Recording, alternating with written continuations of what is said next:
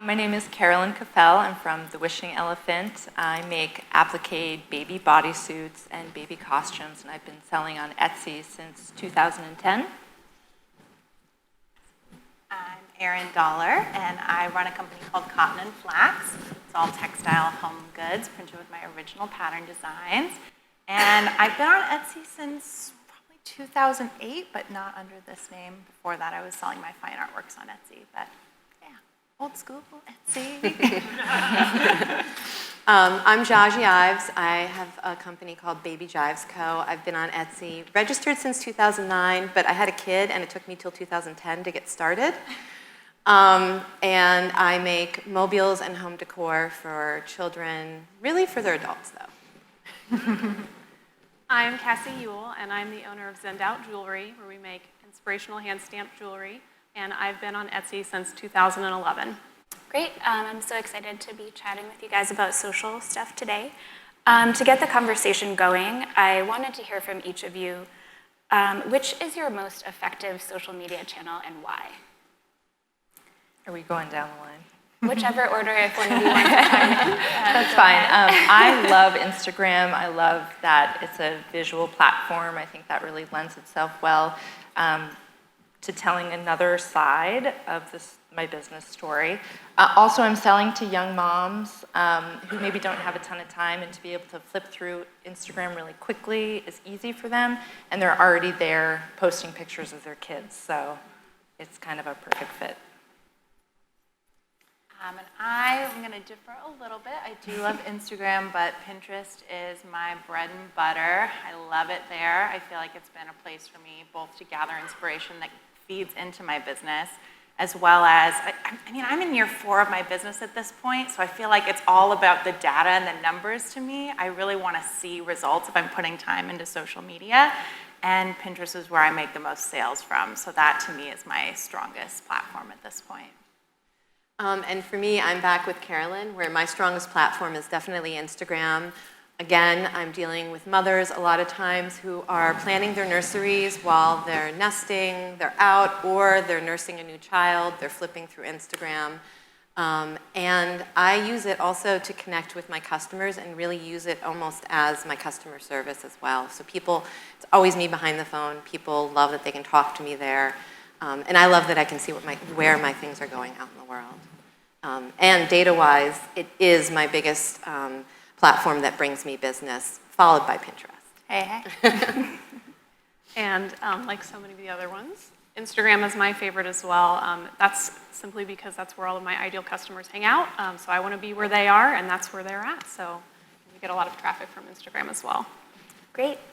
My next question is one that you have probably been asked before. I know that I've been asked this, and I'm sure it's top of mind for a lot of the sellers who are watching or joining us today. And that's, what strategies have you found to be most successful in growing your followers on social? And that's a question for all of you, so whoever wants to start first, go ahead. I'll jump in. So for me, the most important thing and the most important tool that I've used on Instagram is just knowing who my ideal customer is and really knowing who they are inside and out, down to their hopes, fears, and dreams, because then I can create a social media feed on Instagram that really connects with them on a deeper level. So it's not just about showing them my products over and over again, it's about really giving them value because I know them so well. Yeah, I think that actually just knowing who you are as a brand and the voice that you have as a brand, for social media, it's your voice. And aside from that, in terms of growing numbers, I got on Instagram back in like the golden age. But that first year, I grew from nothing to about 10,000 followers and I continue to do this by partnering with other businesses who had people and followers who were similar and would be interested in my products. It's not just about partnering with everyone who comes to you, but really seeking out brands that are like-minded and collaborating with them for things like giveaways or social shares. And you really become friends with them. I mean, some of my best friends, like Carolyn, I met on Instagram, and it took us, I think, 2 years to meet in person. But once we did, we were already texting at that point. Twittering. Yeah, we were twittering on Twitter. I don't Twitter anymore. I feel like for me, building up that broader base of followers has really come down to two things. It's been consistency, showing up for your fans and your customers on these different platforms on a regular basis. They know they'll hear from you, they'll know what to expect from you.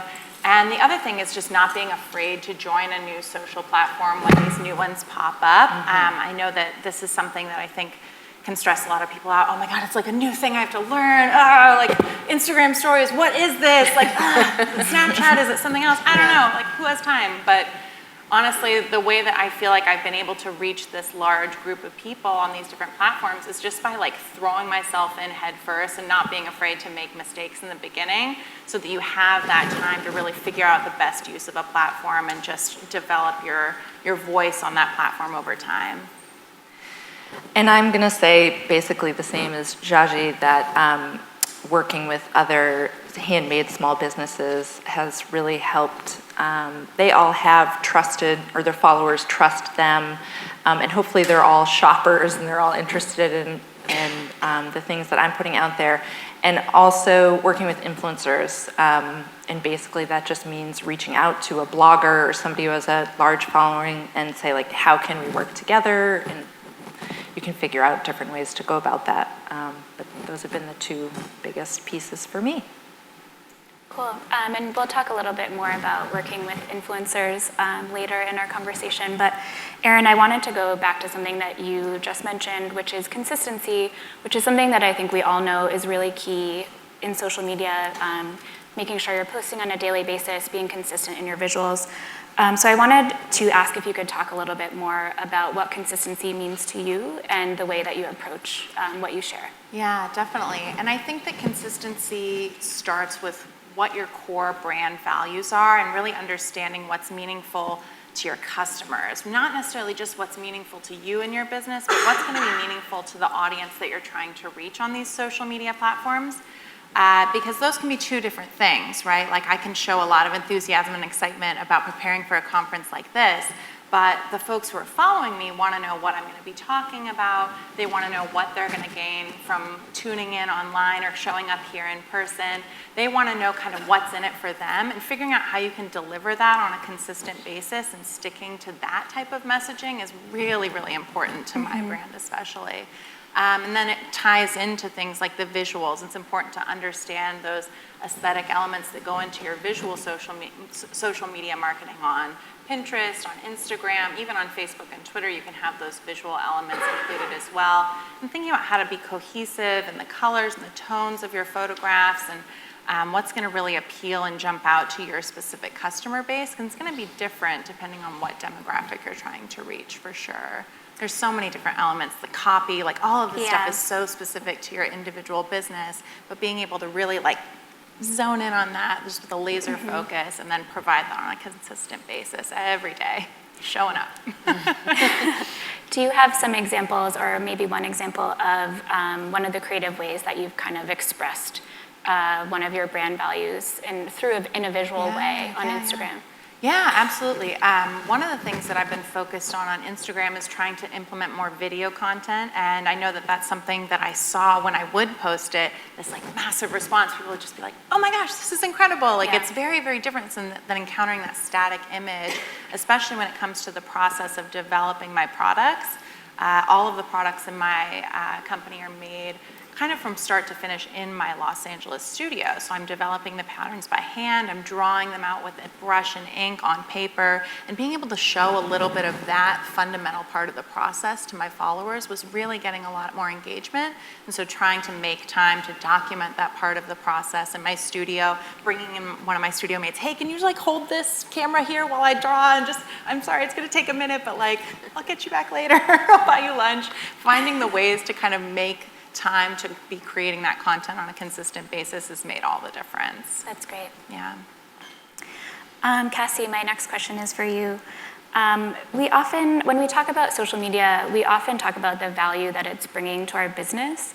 And I wanted to kind of flip that on its head a little bit and talk about social media as an opportunity to bring more value to your audience or your customers or your followers. Can you talk about that? What value do you feel that you're bringing to your customers and your followers through your social media activities? I think the most important thing when we're talking about giving value is to be posting intentional content. So, like I already said about, knowing your ideal customer. When you know your ideal customer, you're going to know the things that they're interested in. You're going to know the, the things that they want to hear on a regular basis. So you can post accordingly to that. So it's not always posting product. For example, we post a lot of inspirational quotes that we know our ideal customers really resonate with. Another one of my favorite things that I do is, simply buying products from other business owners that I know that my ideal customers are interested in, and then, posting really nicely made photos of those on our feed as well, so that they can see, oh, I really like that, and so it's not always just take. I'm giving them something as well. So, a question that I ask myself very often is, what can I give to my followers to make them feel really special and like I know them and understand them? So another thing that I might do, that we do is, we have a lot of blog posts that are on brand for us, so we can post a little bit about those in the feed as well. And a lot of times we offer free printables that go with those blog posts, so that our ideal customers can say, oh, wow, like I can go online and print off this, free printable sheet that has something to do with, something they're really interested in. So they're gaining a lot from the experience from interacting with us on social media, as well as, seeing our jewelry. Yeah, I love that. I think that they're really getting this much bigger picture of your brand beyond just the products that you're making. And it sounded like you have some great ways that you've really deepened that connection with your customers, which is awesome. Speaking of connections, I also think that social media can help us as business owners build relationships with each other in addition to our customers. And I wanted to ask Carolyn if you could talk about that a little bit. How have you used social media to establish relationships with your peers, and what benefit have you seen that bring to your business? So I'm going to say, first talk about the benefit of it. I think that we all are in kind of a unique scenario, at least for me, when I try to explain something to my mom or my sister or my best friend, they don't exactly understand where we're coming from. So having a friend, I'm going to call them friendships, not just relationships, having a friendship with somebody else who is in this handmade small business world and knows the nuances of what we go through every day is invaluable, anywhere from like just complaining, which we all do, up to like asking about compliance issues or the big problems we have in our business. And the way that you go about that is, like I said earlier, Jahje and I met on Twitter. I just started interacting just the same way you make friends in person, but you're doing it all online. You're commenting on their feed. And if that's hard for you, there are a ton of Facebook groups that are made just for handmade shop owners. Find them, and you can find friends there that will help you with your business. Great. I think that building those peer connections, especially if you're working solo or just starting out in your business, is so important to make sure so that you feel like you're part of this broader community and you have folks to turn to when you have questions or just are feeling like, is this the right choice for me? So it's great to hear that you've really done that through finding those connections on social. I'll just add one more little thing. Sure. Also, I don't know how many of you guys are working in studios by yourself, but it can be pretty isolating. So just to have someone to feel connected to. And Jahje and I used to joke about having a water cooler on Twitter, when, you go into the water cooler and let off steam or chat or about what's going on. Or studio visits. I still do this to Carolyn. I'll be working on something. I'll be like, I don't know, this could be awesome or it could be horrible. Terrible. I'm going to text it to Carolyn and see what she thinks. And or I have a few other text buddies as well. Yep. With Instagram, you can do direct messages. And so, I want to see how many people work solo all day long on their stuff. Yeah. Oh, that's everybody. Okay, yeah. You need a buddy. Yeah. So how many people text their friend when they have a breakthrough? And you need to get more text buddies. Yeah, and it took you should me find a while them here. You will find them to here. figure it out and to get, but it's been huge, just kind of emotionally huge for me to have someone who understands what nobody else around you really understands. Because So. really, our partners don't want to hear it anymore. No. No. Like, you're home all day. Yeah. Stop complaining. Yeah. Well, the other thing too that I feel like I kept running into is you'll meet maybe somebody who's also running a handmade business or is kind of doing similar work, and it might feel like a little bit intense to reach out and try to make that connection where you could have that level of a friendship where Yeah. you could text them with a problem, and sometimes that works out and sometimes it doesn't. But so just don't be discouraged if Yeah. that first sort of connection doesn't pan out into like some big sort of like there has to be business chemistry connection. There there. has to be the chemistry, Yeah. and you know, people can be at different places in their businesses. Exactly. It might not be totally a mutual sort of, we're in the same place, we have a lot to discuss. So it's kind of good to kind of cast a wider net, Yeah. try to meet as many people as possible, especially at events like this, Mm-hmm. just so you're casting that wider net and you're more likely to make that connection that's like, okay, Yeah. got a problem, I know who I'm texting. Exactly. And you're always adding people to that net, like you said. Yeah, It's- exactly. Exactly. Great, thanks for all those tips on that. Let's talk about Instagram for a little bit. Jahje, you're very active on Instagram, like many of us, I'm sure, here are. And as we all know, Instagram recently shifted away from a chronological feed where we were seeing posts based on the order that we were sharing them. And now the feed is a little bit more similar to Facebook's, where the posts that we're seeing are based on an algorithm. So I wanted to ask, through that change, how are you keeping your followers engaged? So yeah, I think everybody was like, no, Instagram, don't become Facebook. But we got over it because all of our protests and petitions didn't work. Shocker. But the biggest thing is that I try to engage my customer, just like I always was, but I guess I'm even more intentional now, asking people, even something as simple as you post a picture and ask someone, what's the weather like where you are? You'll be surprised how many people want to tell you what the weather's like where they are. And it's great because you get to talk to people. I ask that question probably monthly, and I'm always amazed at the responses. Someone will be like, in India, it's this. Or, I mean, I'm like, wow, I have a follower in Mumbai, or I love it because it allows me to connect back into those people that are following me and might not speak up otherwise. And the other thing that Instagram did very nicely last week was added stories. And I never could quite, I'm on Snapchat, but I never quite got into it because I'm a busy mother of two and I run my own business. And I'll just be honest, I was like, who has time to Snapchat when I'm on Instagram all the time? And so Instagram's borrowed it.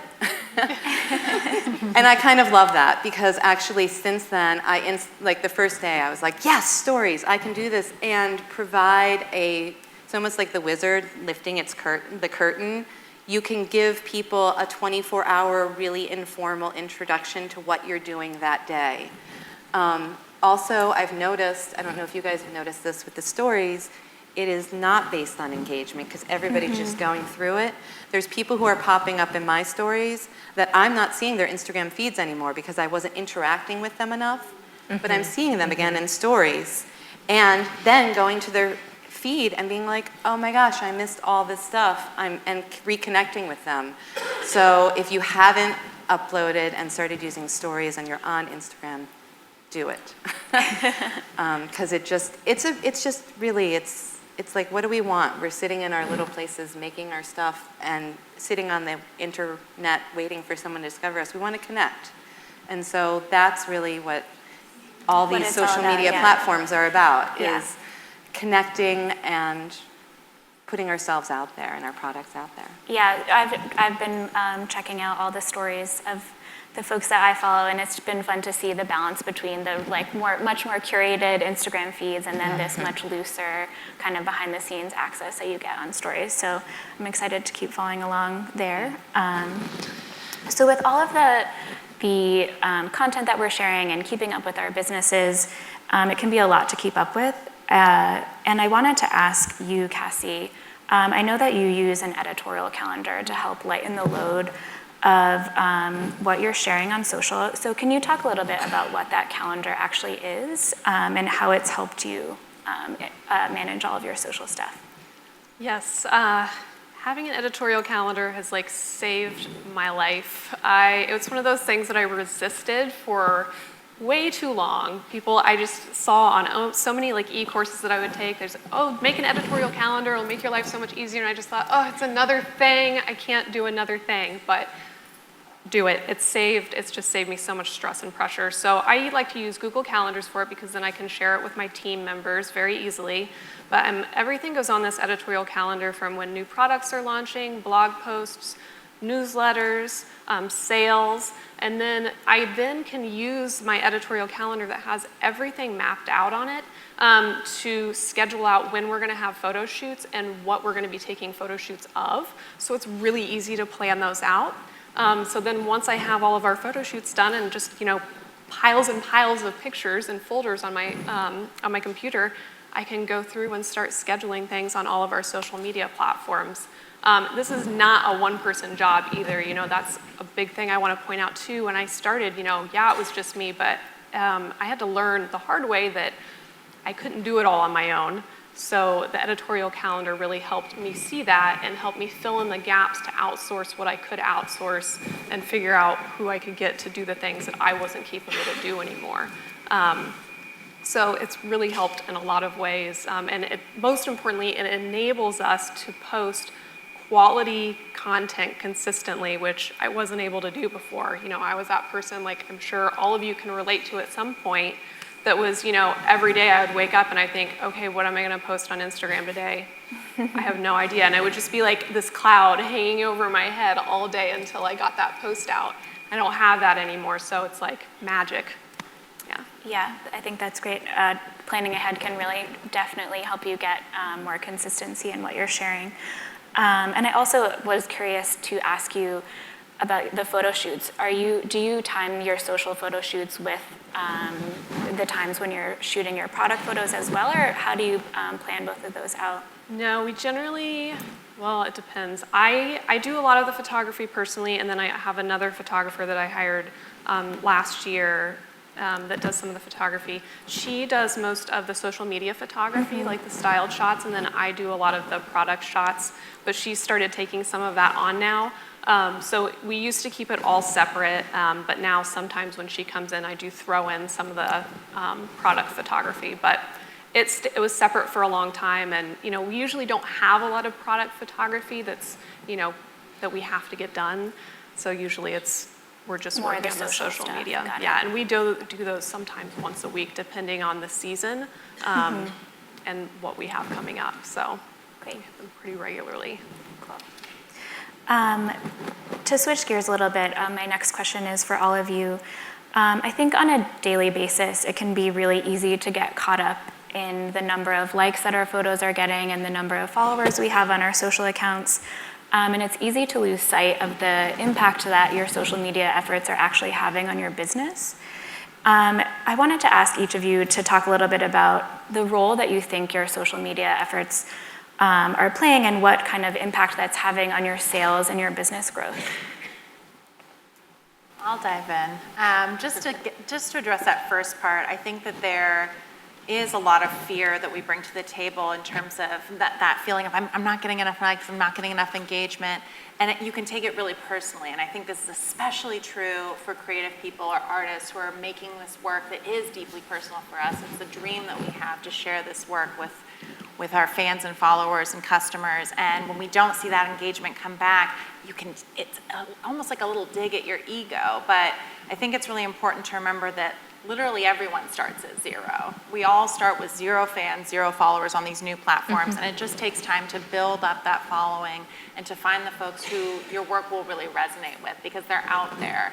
It's just a matter of finding the best way to reach out to them and reach them where they're at and get them involved enough that they want to follow you. So I feel like just keep that in mind, that everyone starts at the same level and no one's kind of getting this sort of instant boost unless they're kind of pushing from these other platforms and kind of encouraging people to follow them across different platforms. So try to kind of remove some of the the tie to the ego or tie to your own self-esteem, because you guys we're all more than just our businesses. We're more than how many likes we get on Instagram. We're more than the number of followers that each of us has.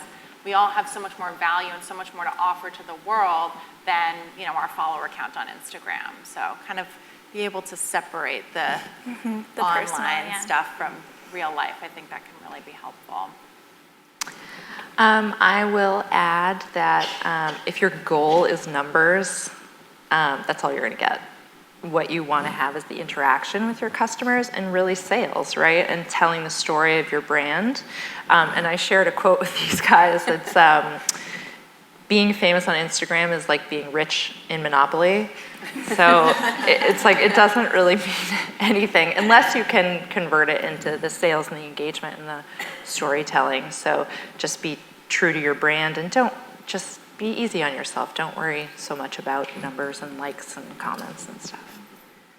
I'll add that one thing you can take away from the numbers and engagement is you can look at the posts that perform the best and try to figure out what is it that made that post go to 1,000 likes and this one only has 200 likes.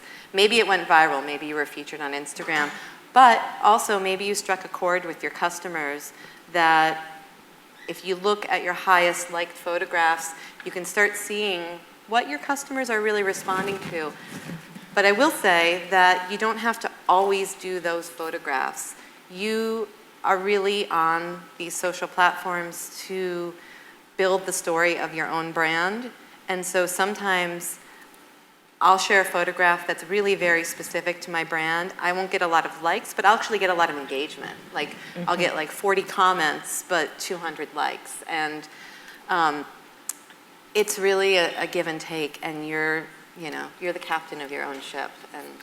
And so numbers aren't everything, but they can help you figure out where you want to go to next. And that's especially helpful when you can divorce your ego from that process. Yeah. You can be a little bit more analytical about kind of taking the time to look back in your feed, see where you were getting that engagement, and then plan accordingly when you're developing a content calendar, to making time to take fresh photos or make that fresh content that you're going to be sharing down the road. Exactly. And also don't be afraid to make those mistakes, because that is the only way that you're going to figure out what actually works, is if you take some terrible photos or something's not working right. That's a good way to. I was saying, you always way delete. Nothing lives forever. Yeah, and I think aside from like getting that engagement from people, the main role that social media plays for all my social media accounts is ultimately to get our ideal customers onto our newsletter list. So that's the main purpose for my brand, is, you know, to get those people on the newsletter list that really love us, because social media, as we just saw with Instagram, is ever changing. We ultimately don't have control over the choices that those businesses make, but with my newsletter, I have complete control over it. So once I get those customers that already love us on social media onto our newsletter list, I have a direct line to them. So that's where my conversion rates really go up with sales, is on the newsletter list and not as much on the social media. I will say, piggybacking on that, the one thing that I did actually a couple weeks ago is I started a Facebook group for people who follow me on social media. Anyone can ask in, but it's a private Facebook group specifically for my insiders, because Facebook groups, you get all the notifications. It's not like Instagram, it's not like Facebook, it's not even like a newsletter, where sometimes your newsletter goes straight into the spam. And it's also a place where I can interact one-on-one with my customers in a very immediate way. And I'm pretty excited about that possibility. And already it's been a really active place. And it can be as active or as not active as you want to be, which is nice. Great. We're going to go to audience questions in just a minute, but I wanted to sneak in one question for Carolyn really quickly, since we touched on this earlier, and that was about influencers. So I just wanted to ask if you had any advice to share for an Etsy seller who is hoping to catch the eye of an influencer on social, and how have you formed those more formal relationships with influencers in the past? Yeah, so very quickly, I seek them out. If you're using Instagram, look on your Explore page. You can usually see some people that you might want to work with. And I would suggest emailing them. Don't direct message them and don't comment. Send them a formal email. Just introduce yourself quickly. Maybe add some like personal, your daughter's name is this or whatever, like we love Peggy in this photo or whatever. And then say what you're hoping to do together. And maybe add 1 or 3 of the most small file photos, so that's easy for them to download. So they get a million emails a day. They don't want to spend 20 minutes reading through a bunch of stuff or downloading your photos. And then once you've worked together once, you just maintain the relationship the same way you would maintain any other relationship. Continue the communication, maybe send them stuff from new releases, comment on their photos, that kind of thing. Good morning, everyone. Good morning, panel. My name is Jewel, and my shop is Natural Jewels 15. So my question is, do you guys all have a Etsy page and then a traditional website page? And then how do you intermingle the two if you do have that? Or do you suggest one over the, well, you guys all have Etsy pages. Do you suggest not to have a regular website page, a traditional website page? I have both. I direct my social media to my website. What was the second part of the question? I'm sorry. Which one do you Intermingling them? intermingling, do you suggest to have one over the other? How do you I discern would who say goes to Etsy? For me, I want to diversify my income stream. So I'm trying to get it coming from as many places as possible. That would be my approach. I have both. I have both the Etsy shop as well as Etsy wholesale.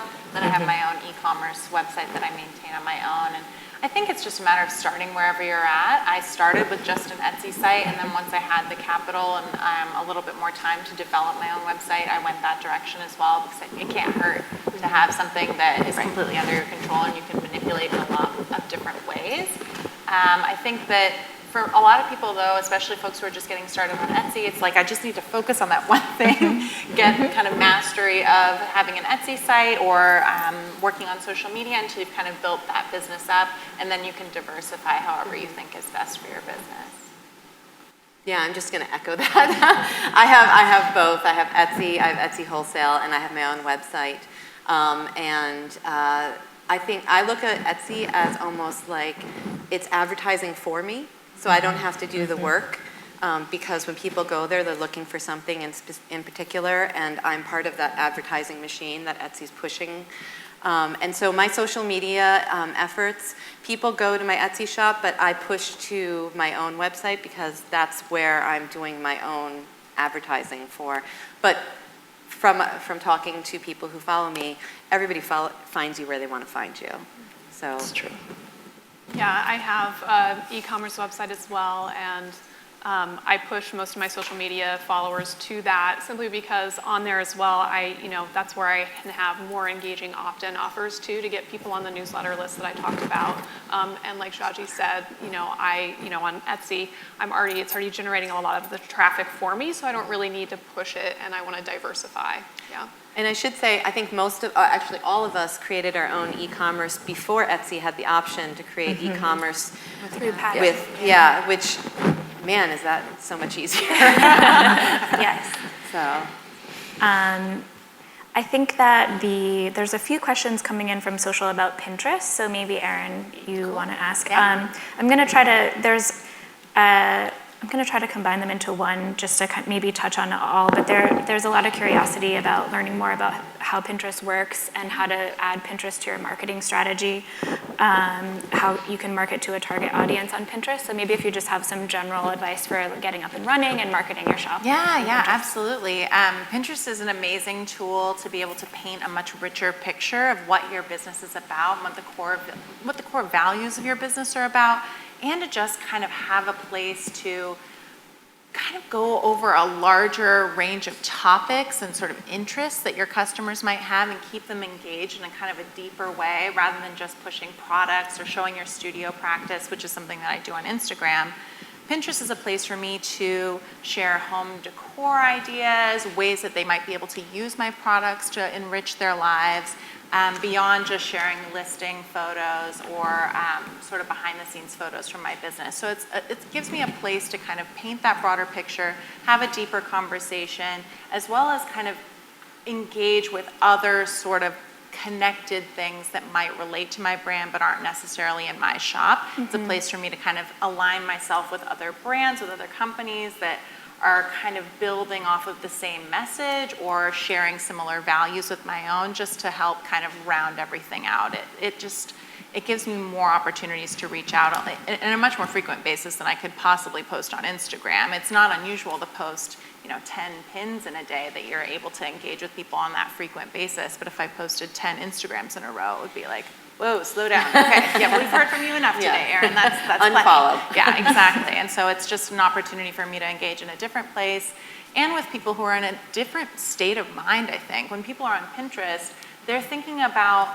wanting to feel inspired. They're looking for ideas that they can add into their own lives. They're looking for DIY. They're looking for home decor. They're looking for inspiration for their own lives. And some of that happens on Instagram as well, but I think that there's a slightly more aspirational mindset, I think, that's happening on Pinterest than it's happening on Instagram. Instagram is also a time when people are catching up with their in-person friends, and so there's a little bit different mindsets on either platform. It's a lot to dig into in a short time. There's a lot on Pinterest. Yeah. It's definitely something I would recommend checking out for anyone who's running a product-based business, service-based businesses too, but product-based businesses especially. Pinterest is a really, really vibrant place for you to make sure that you're sharing your work.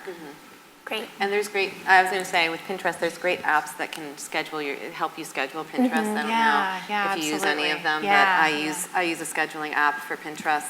So that I can go on there and load up a bunch of stuff, and then it shares it at peak time. Automatically. Set it and forget it. Yeah. Awesome. I think we have a lot of questions here. All right. Hi, my name is Ashley. My shop is The Light Factory. My question is, so I feel like Instagram is a good platform for my business. I have a problem with separating it from being very professional or being personal. How much do you mix? Because you really want to, like you're saying, connect with your customers, but at the same time, I don't want to overshare. I want to keep it very professional looking. So where do you find that? Like, where's the line there? Can I grab that? That was one of my questions I didn't get to address. Unfortunately, we didn't get to it. So I do that a lot in my Instagram feed. If you follow me on Instagram, it is as much, it used to be a lot of personal and some business and more of like a studio visit mixed in with my entire life visit. But about a year ago, I opened up my own personal account where I now overgram my family and my kids, and it's actually super locked down. I only let people in that I know or customers that I've built up relationships with because it's a private part of my life. But that said, you will see my kids on Instagram when they do something universal that I know my customers can relate to. For instance, the other month, my daughter got face painting kit and decided to paint her face when I wasn't paying attention, and we were in my studio, and well, you can probably figure out how that ended. And so I posted a picture on Instagram that, of course, was beautifully cropped, and Instagram, you have 1 second to capture your person as they're scrolling by. And if your photo is well lit, well composed, and on brand, you're going to capture them. If it's poorly lit, nobody wants to see a really bad Instagram photo. But also the other thing, I have a friend who, and I do this, and I think all of us do this, where you post a product shot, but the voice underneath is your own. That's another way that you can let yourself into your brand and sort of, the photograph isn't sharing a window into your life, but the text underneath is sharing a window into your life and connecting with your customer in that way. Just Cassie, say sorry. something really quick. Oh, it was me. Yeah. If you want to edit your photos, I use Snapseed. There are a ton of apps that you can edit your photos, brighten them up. If you're using a customer photo, brighten them, crop them. Visco. And there are a ton of them. Find the one you like. Instagram tools have actually gotten really good, yeah. Yeah, they all have their different little quirks, but definitely edit the photos before you put them up, and it will help you a lot. I just had a quick question for Cassie, actually, that came in from Poe on Twitter. The question is, how do you get to know your customer if you're starting your shop? And you talked a little bit before about knowing your ideal customer. So maybe you can talk a little bit about that, about how you kind of figured out and got clarity on that customer. Yeah, well, first and foremost, I had to have clarity on what I was passionate about and what I wanted to bring to the world with my brand and my business. And once I figured that out, I could start to, kind of create a persona who would be like the perfect person. I actually have a sheet that I created. It's my ideal customer avatar. And my ideal customer has a picture. She has a name. Her name's Fiona. She's 27 years old. And I have everything written out about her. So I have this fantasy person built in my head of who my ideal customer is. And I kind of build everything around that person. But when you start with your brand first and what you're really passionate about, then building that person can become a little bit easier. And I would also say it's good to talk to your customers to see who you are reaching and who you're resonating with, to see where you need to tweak things too, because maybe the people you're reaching isn't the same person that you have in your mind as your ideal customer. So for me, it's a give and take. The ideal customer that I started with has shifted and changed a little bit as my brand has grown. And I've learned more from my customer base about who they are and what they resonate with. So it's a fluid thing that doesn't stay the same. But I would say, first starting out, have clarity on your brand and then build that kind of avatar or persona for your ideal customer. Just to build on that a little bit too, if you're starting a business and you're really not sure who your customer is yet, it's a great time to go out and do an in-person event like a Renegade Craft Fair or something of that sort where you can actually see the person in front of you. It's kind of mystifying when you're starting an online business or an e-commerce store. Okay, who's actually shopping? I don't know who these people are. I just have an email and an address to send something to. And when you're in person, you can see what they look like, what they're wearing, what they're reacting to, what they're picking up, what they're putting back down when they see the price. You learn a lot from these people when you're seeing them in person and you're able to kind of get a sense of, okay, what's piquing their interest, where might I need to make some adjustments with the business, and then understand how to talk to them in their own language using, the terminology that they're really going to understand and what will resonate with them. So just the in-person thing can't be underestimated. Yeah. Thank you so much for joining this session, and thank you to the panelists.